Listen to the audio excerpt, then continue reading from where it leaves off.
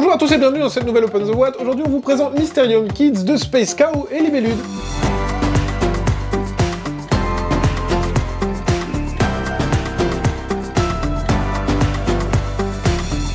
Mysterium Kids, le trésor du Capitaine Boo, c'est un jeu d'Antonin Bocara et Yves Hirschfield. C'est illustré par Olivier Danchin et c'est un jeu où on va communiquer comme un fantôme avec un tambour pour pouvoir donner des indications à nos coéquipiers pour qu'ils retrouvent notre trésor caché. C'est un jeu coopératif pour enfants, mais aussi pour les grands, ça fonctionne très très bien. Alors, qu'est-ce qu'on retrouve dans la boîte? On va voir qu'il y a un matériel assez atypique. On a la règle du jeu, qui vous présente comment fonctionne le système. Il y a plusieurs façons de jouer. On a une version simple, entre guillemets, et une version un peu plus experte, si on veut faire une nuit plus agitée, voilà, si on connaît déjà un peu plus le jeu. Voilà, donc ça s'apprend très très rapidement, de toute façon je vais vous expliquer comment ça fonctionne. Ici on a le scoring de fin en fonction du nombre de cartes que vous avez réussi à deviner et le nombre de points que vous avez accumulé avec les trésors. On va avoir un plateau central, hop, qui se présente comme ceci, et c'est ici qu'on va poser les 5 cartes qui seront les indices en fait que le fantôme essaye de vous faire deviner. Ici, on va avoir le plateau avec la progression des manches. On va faire 1, 2, 3, 4, 5, 6 manches pour tenter d'avoir un maximum de trésors. On a la nuit simple et on a la nuit agitée. Qu'est-ce que ça change? Ça change que on va devoir de temps en temps faire deviner 2 cartes au lieu d'une, ce qui peut rendre la tâche un peu plus compliquée.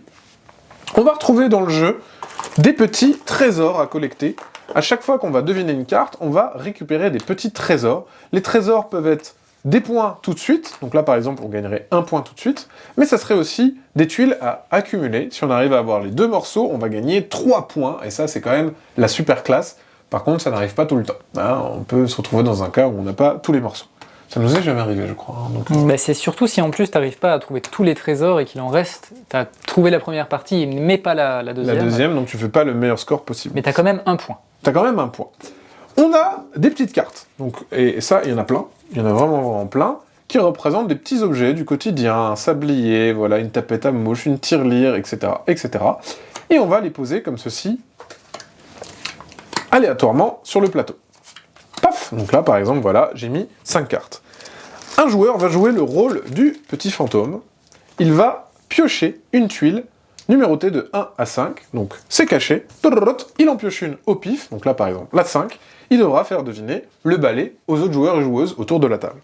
Pour le faire deviner, et c'est là tout l'intérêt du jeu, ce magnifique tambourin avec un petit trou, voilà, qui marche très très bien, et on peut faire plein de sons différents avec ce tambourin. On peut gratter, on peut tapoter, on peut frotter, on peut gratter, on peut prendre le bord, enfin bref, on peut faire vraiment plein de bruits. Donc là par exemple, si on voudrait faire le balai,